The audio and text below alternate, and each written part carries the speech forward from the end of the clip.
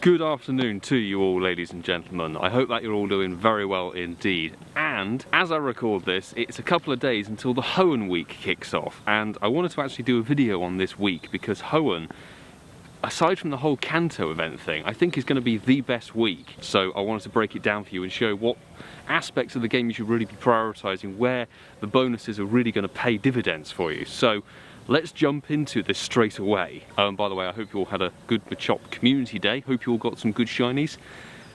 It's tomorrow for me, so we'll find out how that's gone. The Hoenn week is going to kick off on Tuesday the 19th of January at 10 AM your local time, and it will go for another 5 days until the 24th of January at 8 PM your local time. Let's get the bad news out of the way, shall we?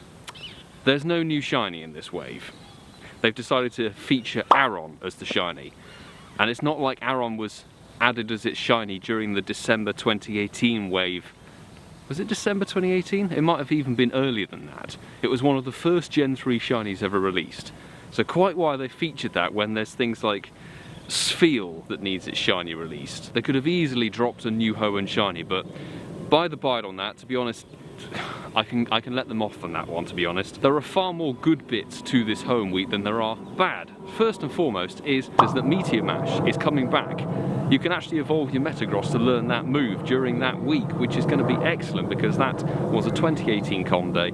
We couldn't get it in December. Actually getting that is going to be fantastic. It's the top steel type in the game. You need it for a lot of the Gen 6 legendaries, I believe, which are all fairy types. It's a seriously good one in PvP if you've got a Shadow Beldum to learn that move. So make sure you've stacked up on a couple of Beldum, make sure you evolve them during that 5-day period. Another top tier point, which obviously we're all aware of, but there's an extra little bonus inside of this. So, the legendaries that will be coming back. We had Heatran for Sinnoh, which for the very first time ever, I have not done a single Heatran raid. This is the first time I think ever that I have not done a legendary raid during an event or during a certain set time window, which I'm quite proud of myself, to be honest. You're going to want to raid the legendaries because it's Kyogre and Groudon coming back. We've known this for a long time. We knew this for the last sort of month or so. Kyogre and Groudon obviously are top tier attackers, both in the ground and the water types respectively.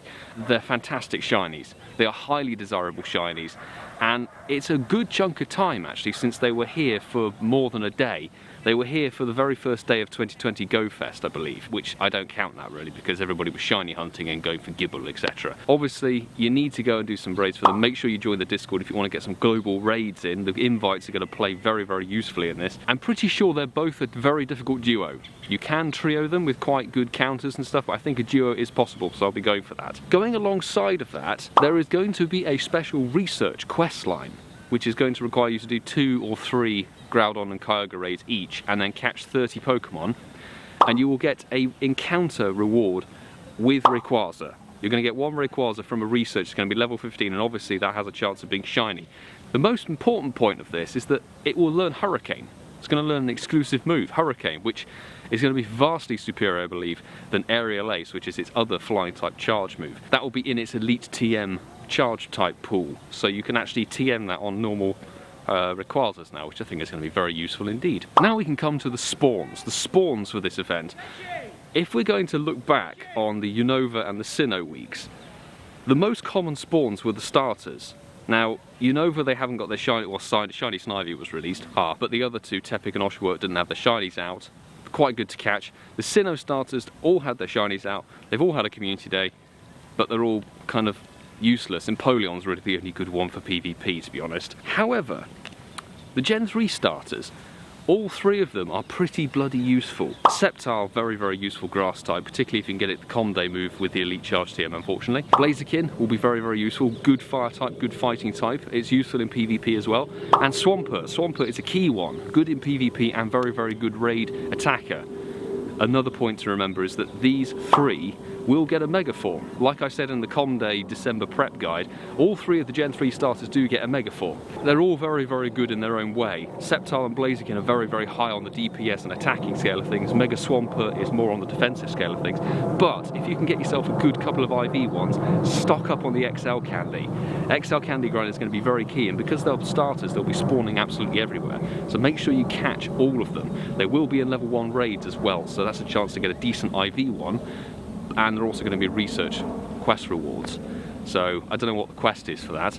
We'll find out, but that's going to be very, very useful. Highly recommend going for the starters. I'm sort of stood next to a tree where I think dogs like to congregate. Another featured spawn, this is more for the PvPers, Meditite. Now Meditite, when you evolve it to Medicham, it doesn't actually go up to 1500 CP. You need 100% IV to make it work. But obviously, Meditite hasn't actually really been spawning in the wild since XL Candy's been in the game. So you can grind Meditite, catch as many as possible. I think it might be in eggs as well, I'll have to double check that. You can finally get your Hundo Medicham up to 1500 CP. I'm certainly going to be trying to do that because it's actually quite a useful one in PvP Great League. So might as well give that a go. Another spawn which, by the time you've watched this, they've just probably seen my sketches of taking the piss out of how Roselia Com Day is now a thing for February. Roselia is actually spawning for this event, and Roselia XL Candy is going to be extremely valuable. So you can kind of get a head start on the Com Day, which I think is no bad thing, to be honest. Now, the raids. We obviously mentioned that the Gen 3 starters are going to be in level 1s. Another level 1 raid boss is going to be Bagon. Now, you know, for the December Com Day, I was chasing Bagon raids hard, but it's going to be back in the level 1s. Unfortunately, I suspect it's going to be a lot like Gibble in the sense that it's going to be very rare to find, tricky to source. The only saving grace of this is obviously that there are more level 1 raids in the Hoenn week that you might actually want to do compared to Sinnoh. Hunting Bagon raids, please do send me any invites if you have them. Muchly appreciate it. Also, Spinder. Spinder's going to be a level 3 raid boss. This is the very first time that Spinder is going to be able to be found outside of the make 5 great throws in a row, curve throws in a row.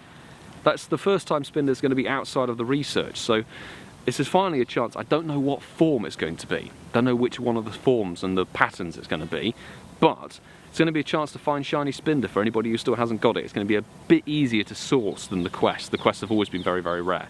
So I think that's a fantastic point, and it's also going to be a new raid boss to tick off of my Rising Star medal. There's also going to be a 3 remote raid pass free bundle in the shop, which is going to be fantastic. It's been a while since we've had any free remote raid passes in the game. That's going to be very, very useful, particularly considering the fact that Kyogre and Groudon, great level 5 legendary raids, there's good level 1 raids, and Spinder's a new level 3 raid boss. So actually, I think in a whole, the raids are going to be vastly superior to Sinnoh and Unova week. That's kind of all of my tips. I know it's a short, sharp video, but to be honest, I think the Hoenn week is going to be very, very useful for a lot of people. Newer players who have joined the game very recently, this is your chance to stock up on some very useful grass, fire, water type mons, good legendaries. And for players like myself who have been playing the game since it started, I would love to get a good IV shiny Trico. I'd love to get more XL candy because I've got 4 hundos I want to max. And you know, you want to max your hundos for getting the megas. And obviously I want to get more XL candy for Kyogre and Groudon. That would be fantastic. I'd love to get a good IV shiny of those. So, enjoy the Hoenn week, everybody. Wishing you the very best of luck, and with that, I'm going to say thank you very much for watching, everybody. Please do make sure to subscribe if you are new with the notifications on, so you don't miss an upload or a live stream, and smash the like button if you enjoyed this video. Do let me know in the comments what part of the Hoenn week you are most excited for. Is it the chance to get shiny Kyogre and Groudon, finally? Is it the chance to actually raid Spinder? Is it the chance to go and try and get, you know, XL candy for the Gen 3 starters? Let me know. And with that, I'll see you on the next video, everybody. Take care.